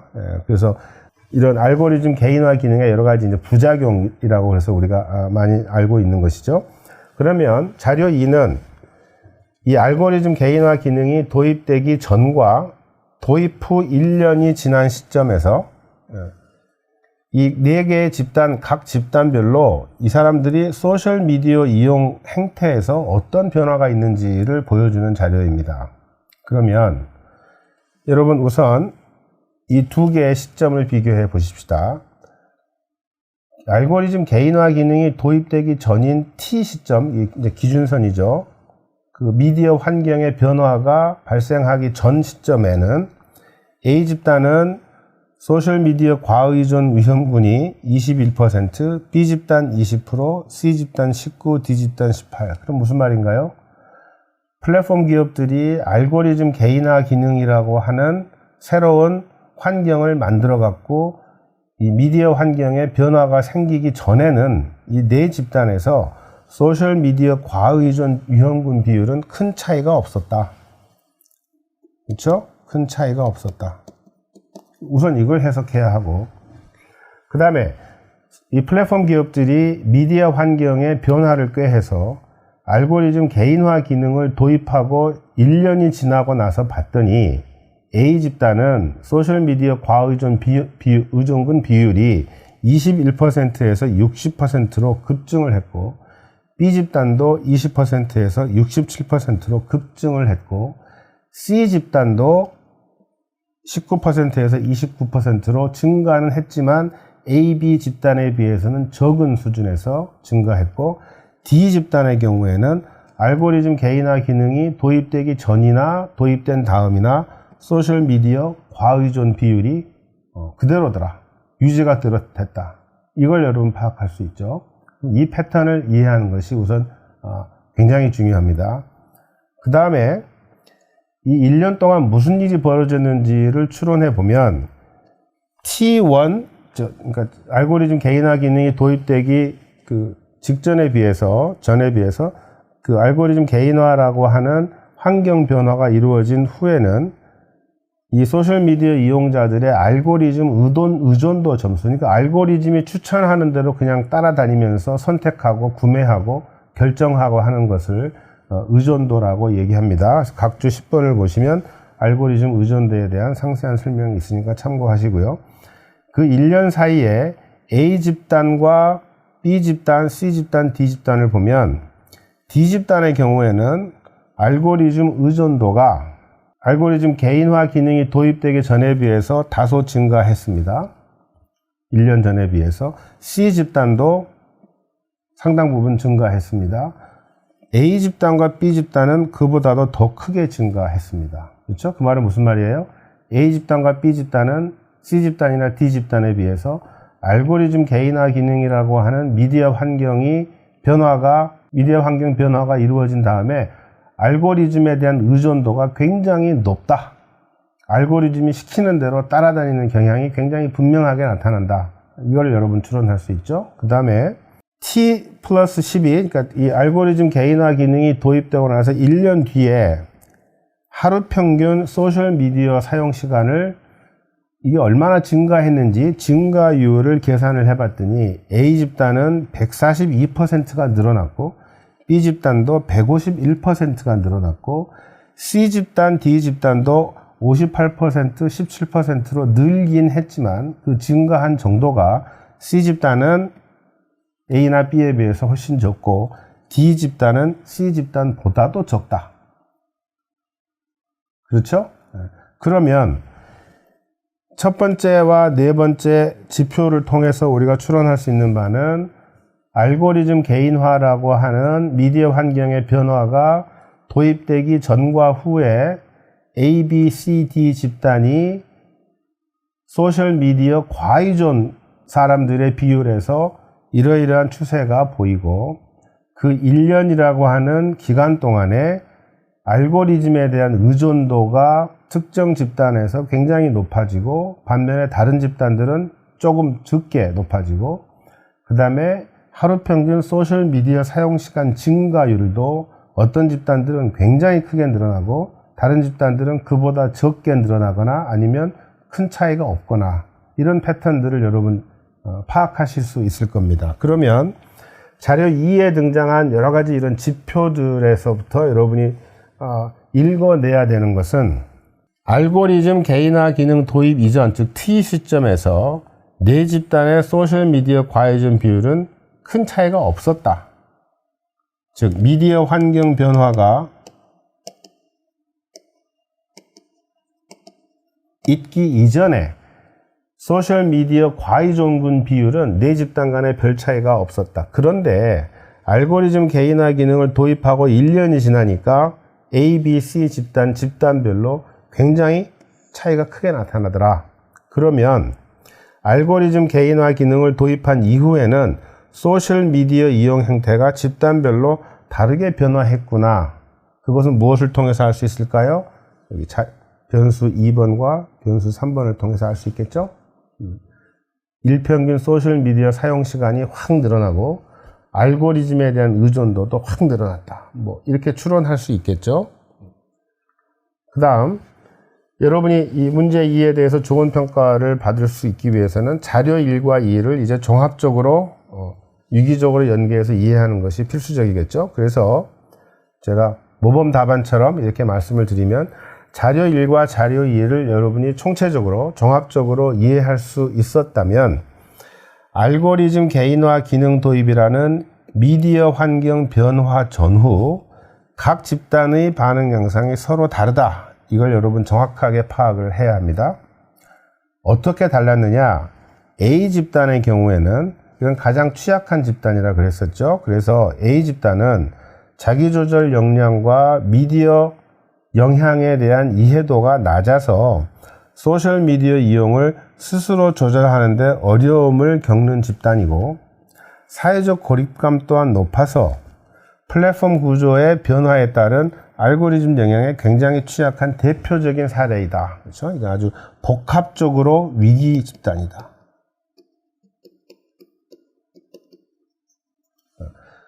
소셜미디어를 건강하게 건전하게 사용하는 데 필요한 개인적인 자원, 역량, 태도, 또 이해도 이런 것도 낮을 뿐만 아니라, 그렇죠? 사회적 고립감까지 낮기 때문에 이 집단은 이 알고리즘 개인화 기능이라고 하는 플랫폼 환경 또 미디어 환경의 변화에 가장 크게 영향을 받았다. 그것도 아주 나쁜 방향으로 영향을 받은 대표적인 취약 집단의 사례에 해당한다. 이렇게 여러분 잠정적으로 결론을 내릴 수 있겠죠. D 집단의 경우에는 아까 보신 대로 이 집단은 자율성과 자기 통제가 가장 작동하고 있는 건강한 집단이고 또는 강건한 집단이고, 알고리즘 개인화 기능 도입이라는 환경 변화를 동일하게 경험하긴 했지만 이 사람들은 자기 개념이 명확하고 자기 조절 역량, 디지털 미디어의 이해도가 높고 사회적 고립감이 낮기 때문에 소셜 미디어 이용을 안정적으로 잘 관리하고 있었다. 이렇게 추론할 수 있는 겁니다.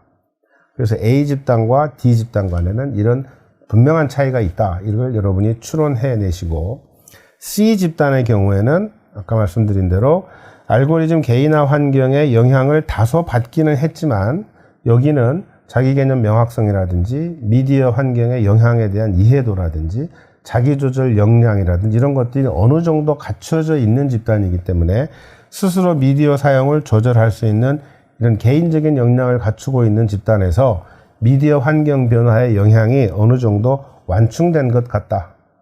그만큼 심각하게 문제를 일으키지는 않은 것 같다. 이렇게 추론할 수 있겠죠. 그 다음 가장 흥미로운 집단인 B 집단의 경우를 보시면 B 집단은 A 집단에 비해서 상대적으로나마 미디어 사용을 자율적으로 조절할 수 있는 개인적 역량이 어느 정도 갖춰져 있음에도 불구하고 사회적 고립감이 높고 알고리즘 환경의 영향을 강하게 받았다. 그럼 이건 무슨 뜻이냐? 이건 소셜미디어에 대한 과의존, 중독 문제는 단순히 개인의 의지 부족이나 미디어의 영향을 잘 이해하지 못해서라고 주장하는 것은 부당하고 부적절하고, 결국 이 사람들이 맺고 있는 사회관계와 플랫폼 구조가 어떻게 이 사람들을 소위 유혹의 방향으로 끌고 가느냐, 이 나쁜 쪽에 영향을 미치고 있느냐, 이 문제를 같이 고려해야 된다는 걸 의미하는 거다, 시사한다. 이렇게 추론할 수 있습니다. 그래서 이 내용들을 쭉 종합해 보면 제시문 1과 4는 아까 말씀드린 대로 C 집단과 D 집단의 사례를 통해서 옹호할 수 있겠죠. 앞에 가면 C 집단과 D 집단은 개인이 어느 정도 자기 행동과 선택을 조절하고 통제할 수 있는 역량이 있으면, 이런 개인적인 특징들을 잘 갖추고 있으면 미디어 환경이 어떻게 변하든 그렇죠? 크게 나쁜 결과가 나타나지는 않는 것 같다. 그러면 C 집단과 D 집단의 사례는 제시문 중에, 여러분 앞에서 문제에서 봤던 제시문 중에 제시문 1과 4, 이건 개인의 책임 문제고 개인이 통제력을 발휘할 수 있으면 된다라고 하는 그런 입장을 옹호하는 자료로 여러분이 기술할 수 있겠죠. 그래서 이 나머지 내용은 제가 앞에서 쭉 설명을 드렸기 때문에 화면에 등장하는 이 각각의 포인트들을 활용해서 제시문 1과 4와 C 집단 및 D 집단의 사례를 유기적으로 연결해서 이러한 중심 포인트들 토대로 해서 여러분의 답안을 작성하면 좋은 답안이 되겠죠. 그 다음 제시문 2와 3은 그러면 A 집단과 B 집단의 사례를 통해서 옹호할 수 있겠죠. 제시문 2와 3은 어떤 관점이었나요? 이건 개인의 통제나 그 자율성 이런 영역의 문제가 아니고 사회 구조적인 문제이고 미디어 환경 자체가 잘못 설계되어 있기 때문에 그런 거고, 플랫폼 기업들이 교묘하게 알고리즘을 사람들을 더더욱 과의존하고 중독되게 만드는 그런 형태로 지금 사용하고 있기 때문에 벌어지는 일이다. 그래서 이건 공공의 책임의 영역이고 미디어 환경 변화를 도모해야 한다, 이런 관점이었죠. 그래서 A집단과 B집단의 사례를 통해서 이 제시문 2와 3에 등장한 소위 사회 책임론, 미디어 환경 책임론, 이런 것들을 옹호할 수 있겠습니다. 그래서 여러분 화면에서 보시는 대로 한 너댓 가지 정도의 중심 주장들을 문제 1에 등장한 제시문들로부터 여러분이 잘 가져와서 이것들을 유기적으로 잘 연결해서 A집단과 B집단의 사례로 제시문 2, 3에 등장한 입장을 옹호하는 근거로 답안을 작성하면 좋은 평가를 받을 수 있겠습니다. 그래서 세부적으로 제가 이미 다 설명을 드렸기 때문에 이 화면에 등장하는 각각의 포인트에 대해서는 여러분께 자세히 한번 읽어보시도록 권장하고 넘어가도록 하겠습니다. 그래서 문제 2의 경우에 결론적으로 어떤 답안이 좋은 답안일까? 그러면 자료 1과 자료 2는 디지털 미디어 환경에서 나타나는 여러 가지 문제적 이용, 또 과의존, 중독, 이런 문제의 해결 방안을 개인의 자기 통제와 자율적 실천을 강조하는 입장과 사회 구조 및 미디어 환경의 영향을 강조하는 입장을 모두 옹호할 수 있는 양면적 근거를 제시하고 있습니다. 그렇기 때문에 발문에서 각각 옹호하라 이렇게 얘기했겠죠. 좋은 답안 작성의 포인트는 제시문 문구를 그대로 가져다가 단순 반복하면 좋은 평가를 받을 수가 없습니다. 그래서 문제 2에 등장한 자료들을 제시문의 논지와 연결해서 서술하는 것이 굉장히 중요하고, 특히 D집단에서 이 굉장히 좋은 특징들을 많이 갖고 있는 이 D집단 경우에는 과의존 위험군이 굉장히 낮다.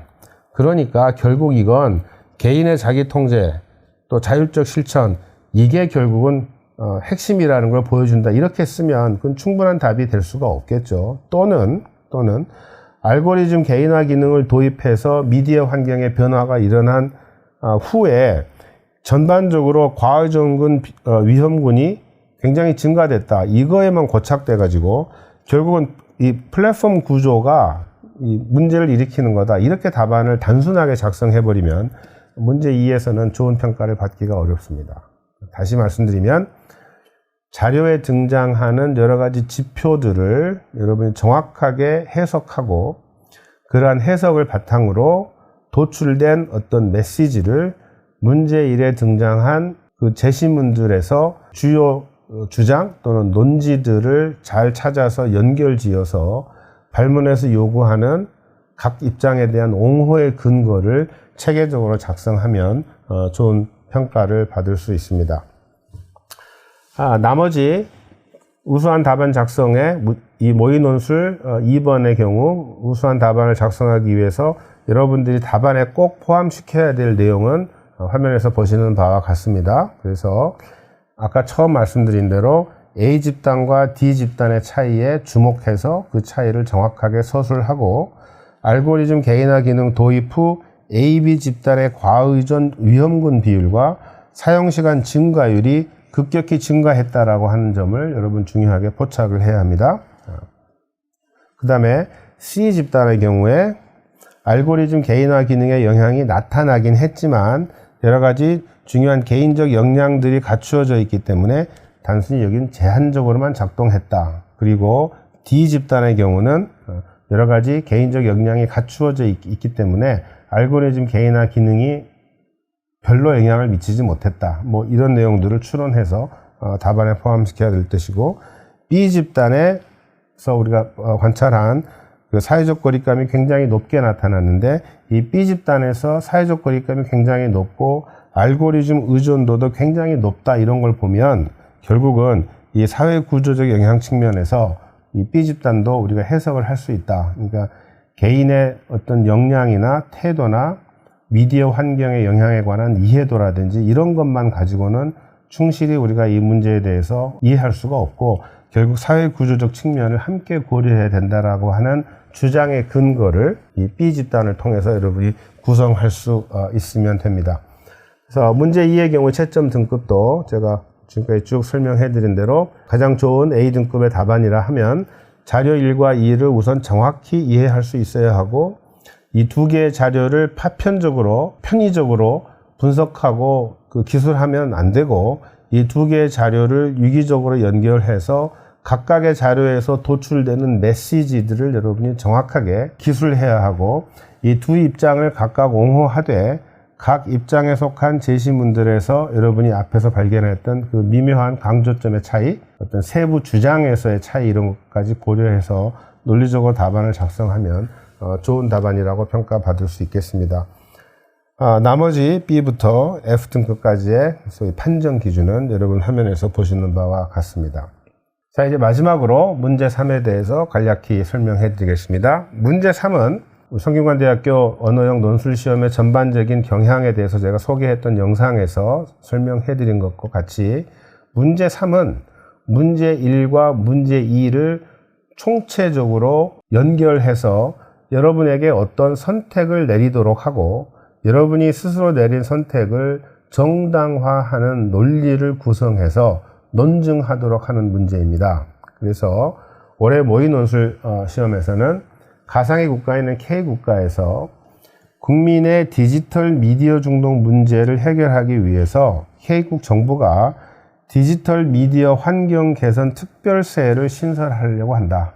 만약에 실제로 이 특별세가 상정이 돼서 국민들에게 의견을 묻는다 그러면 우리 학생은 이 방안에 대해서 찬성하는지 아니면 반대하는지 오직 하나의 입장을 선택하고 문제 1의 제시문과 문제 2의 유관 자료를 모두 활용하여 본인이 내린 선택을 정당화하라 라고 하는 문제입니다. 그러니까 제가 다시 정확하게 설명드리지 않아도 발문의 요구가 무엇인지 여러분 이해하시겠죠? 그러니까 가상의 상황에서 여러분 반드시 어떤 한쪽으로 선택을 해야 합니다.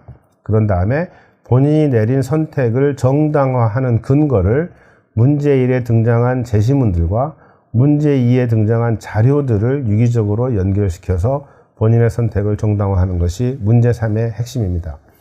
문제 3은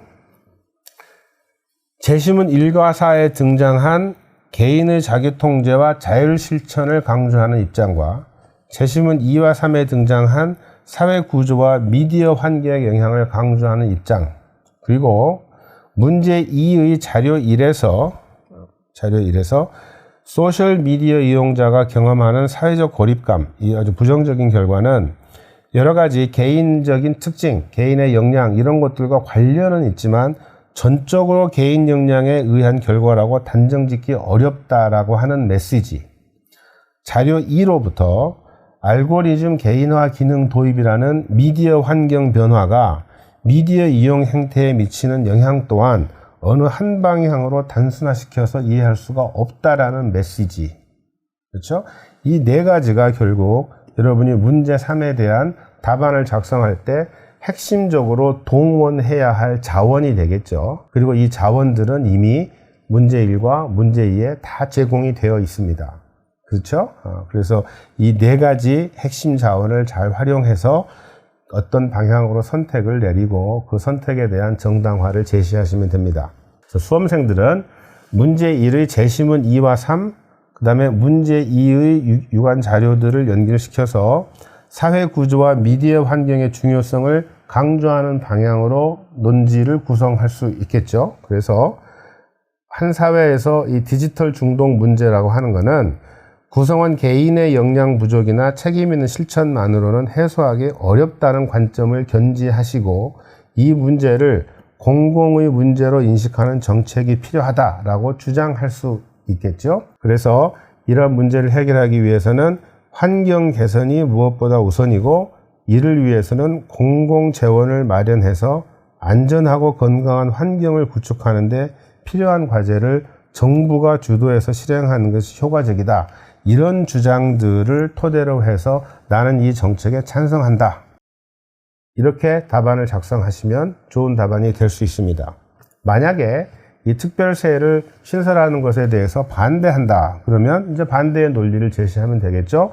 문제 1에 제시문 1과 4, 그다음에 문제 2의 유관 자료를 잘 연결시켜서 이건 결국 이용자 개인의 자기조절력 함양과 자율적 실천, 지속적인 훈련과 노력, 이게 없이는 근본적으로 해결할 수가 없다.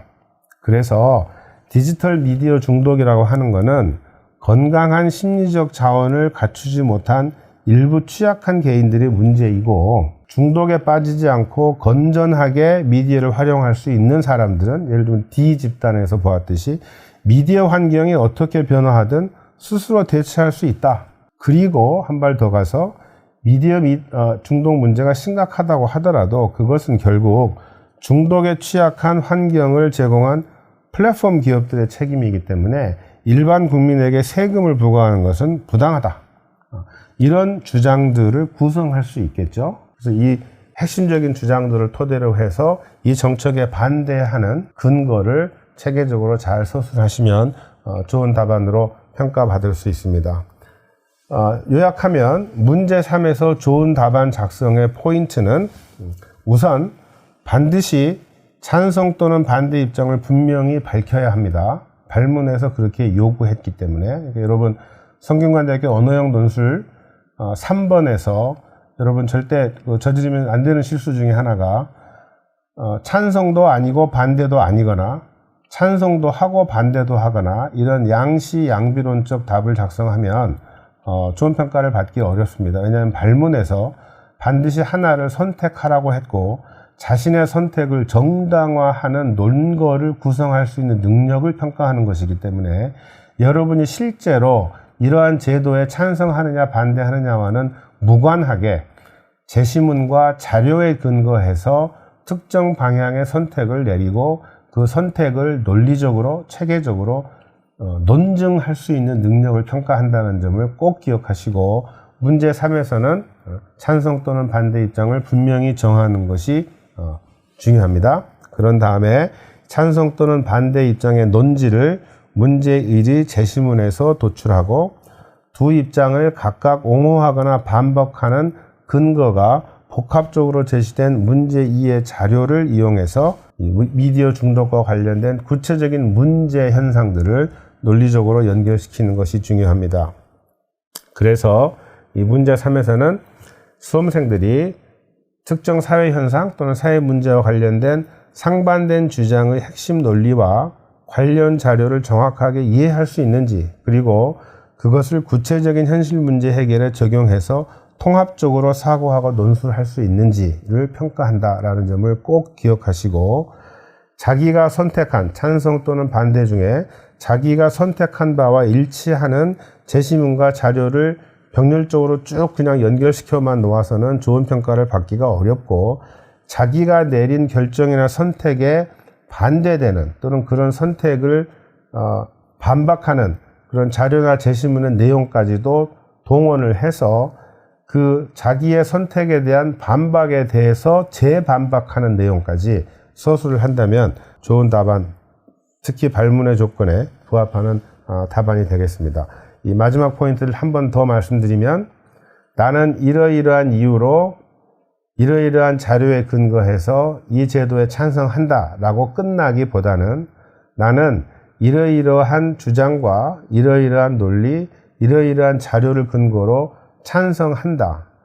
반대하는 입장에서 보면 나의 선택에 대해서 이렇게 비판할 수 있겠지만 그럼에도 불구하고 나는 이러이러한 근거로 그에 대해서 반박한다. 이렇게 쓰는 것이 훨씬 더 답안의 내용도 풍부하고 발문의 그 조건에도 부합한다. 이렇게 이해하시는 것이 중요합니다. 문제 3의 평가 등급 역시 A등급에 해당하는 답이라 하면 해당 정책, 특별세겠죠. 이 경우는 특별세 신설에 대해서 찬성하거나 반대하는 입장 중 오직 하나를 분명히 선택하여 답하고, 문제 1에 등장한 제시문과 문제 2의 제시문과 자료를 잘 연결시켜서 자기가 내린 선택을 체계적이고 논리적으로 정당화하는 답안, 특히 자기가 내린 선택에 대한 어떤 비판적인 관점 또는 그에 대한 반박하는 입장까지도 고려해서 그것을 재반박하는 논리까지 제시한다면 매우 풍부하고 우수한 답안이라고 볼 수 있겠습니다. 지금까지 2027년도 성균관대학교 언어형 논술 시험의 모의 논술고사 문제에 대해서 제가 상세하게 설명을 해드렸습니다. 여러분 꼭 기억하실 거는 성균관대학교 언어형 논술 시험은 교과 과정을 절대 벗어나지 않는다. 그래서 여러분 고등학교 교과 과정을 충실히 이행한 학생이면, 이수한 학생이면 누구든지 어렵지 않게 시험을 치를 수 있다라고 하는 점 꼭 기억하시고, 성균관대학교 논술고사의 기출 문제들을 다 공개되어 있기 때문에 그 기출 문제들에 등장한 제시문들 또 자료들을 활용해서 연습을 하고, 또 제가 오늘 설명해드린 좋은 답안 작성의 포인트들을 염두에 두고 그 기출 문제들을 가지고 반복적으로 훈련하고 연습하면 좋은 결과를 얻을 수 있으리라고 믿습니다. 지금까지 장시간 동안 성균관대학교 언어형 2027년도 모의 논술 고사 설명에 여러분 참여해 주시고 끝까지 경청해 주셔서 고맙습니다. 무더위를 잘 이겨내시고 수험생 여러분 모두 건강하게 시험에 임하시고 모두 다 좋은 결과 있기를 고대하겠습니다. 꼭 우리 대학에 지원하시고 합격하셔서 같이 공부하는 날이 오기를 기대합니다. 여러분 고맙습니다.